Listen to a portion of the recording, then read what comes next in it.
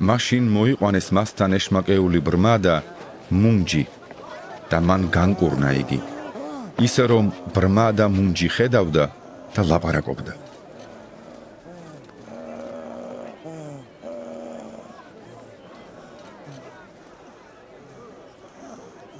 მთელი ხალხი გაკვირვებული იყო და ამბობდა. ეს ხომ არაა დავითის ძე? მაგრამ ფარისევლებმა რომ მოისმინეს ეს, თქვეს. ნამდვილად ეშმაკთა მთავრის ბელზებულის ძალით დევნის ეშმაკებს. მაგრამ იესომ ხვდებოდა რა მათ ფიქრებს, უთხრა. ყოველი სამეფო თავის წინააღმდეგ დაყოფილი გაუდაბურდება და ყოველი ქალაქი ან სახლი, რომელიც დაიყოფა თავის წინააღმდეგ, ვერ გაძლებს. თუ სატანას დევნის, თავისავე წინააღმდეგ გაიყოფა, როგორღა გაძლებს მისი სამეფო. თუ მე ბელზებულით ვდევნი ეშმაკებს, თქვენი ძენი ვიღათი დევნიან, ამიტომ ისინი იქნებიან თქვენი მსაჯულები. თუ მე ღვთის სულით ვდევნი ეშმაკებს, აბა მოსულა თქვენთან ღვთის სასუფეველი. ანდა როგორ შეძლებს ვინმე შევიდეს ძლიერის სახლში და გაიტაცოს მისი ნივთები, თუ ჯერ ძლიერს არ გათოკავს და შემდეგ გაძარცვავს მის სახლს.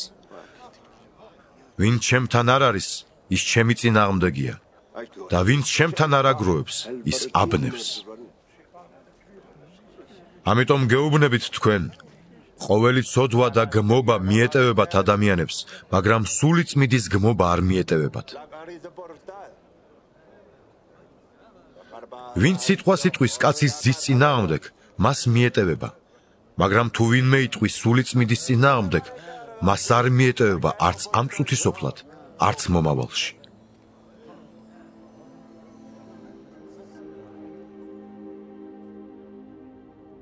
ან ხეთს კარგად სცანით და მისი ნაყოფიც, ან ხეთს ცუდად სცანით და მისი ნაყოფიც. ვინაიდან ხე ნაყოფით შეიცნობა. იქედნეთა ნაშობნო, როგორ შეგიძლიათ ილაპარაკოთ კეთილი, როცა ბოროტები ხართ, რადგან გულის სავსებისაგან მეტყველებს პირი. კეთილ კაცს კეთილი საქანძურიდან სიკეთე გამოაქვს, ბოროტ კაცს ბოროტის საგანძურიდან ბოროტება გამოაქვს. თქვენ კი გეუბნებით, რომ ყოველი ფუჭი სიტყვისათვის, რომელსაც იტყვიან ადამიანები, პასუხს აგებენ განკითხვის დღეს. ვინაიდან შენი სიტყვებით გამართლდები და შენივე სიტყვებით გამტყუნდები. მაშინ ზოგიერთმა მწიგნობარმა და ფარისეველმა მიუგო. მოძღვარო, გვინდა ნიშანი ვიხილოთ შენგან.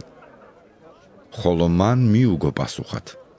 ბოროტი და მრუში მოდგმა ეძებს ნიშანს, მაგრამ ნიშანი არ მიეცემა მას გარდა იონა წინასწარმეტყველის ნიშნისა.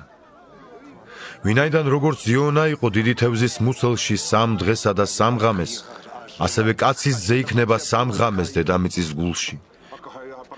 ნინევიელები აღდგებიან სამსჯავროზე ამ მოდგმასთან ერთად და მსჯავრს დაადებენ მას, ვინაიდან მათ მოინანიეს იონას ქადაგებით და აჰა, აქ არის იონაზე დიდი.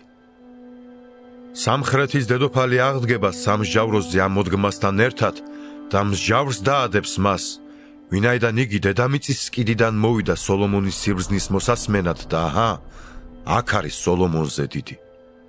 როცა არაწმინდა სული გამოდის ადამიანიდან, დადის უწყლო ადგილებში სიმშვიდის საზებნელად და ვერ პოულობს. მერი ამბობს, დაუბრუნდებით ჩემს სახლში, საიდანაც გამოვედი, როცა მივა, იპოვის მას სარიელს, დაგვილსა და მოვლილს. მაშინ წავა და თან მოიყვანს 7 სხვა სულს, თავისზე უბოროტეს, შევლენ და დაბინავდებიან იქ. და იმ კაცისათვის უკანასკნელი დღე პირველზე უარესი იქნება. ასე დაემართება ამ ბოროტ მოდგმასაც.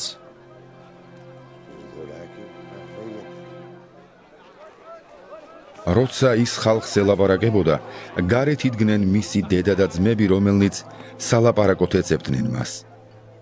ვიღაცამ უთხრა მას. აჰა, დედა შენი და შენი ძმები დგანან გარეთ, შენთან ლაპარაკი სურთ. მან კი ამის მთქმელს პასუხად უთხრა. ვინ არის დედა ჩემი და ვინ არიან ჩემი ძმები? ხელით უჩვენა თავის მოწაფეებზე და თქვა. აჰა, დედა ჩემი და ჩემი ძმები. ვინაიდან ვინც ჩემი ზეციერი მამის ნებასრულს შეასრულებს, ის არის ჩემი ძმაც, დაც და დედაც.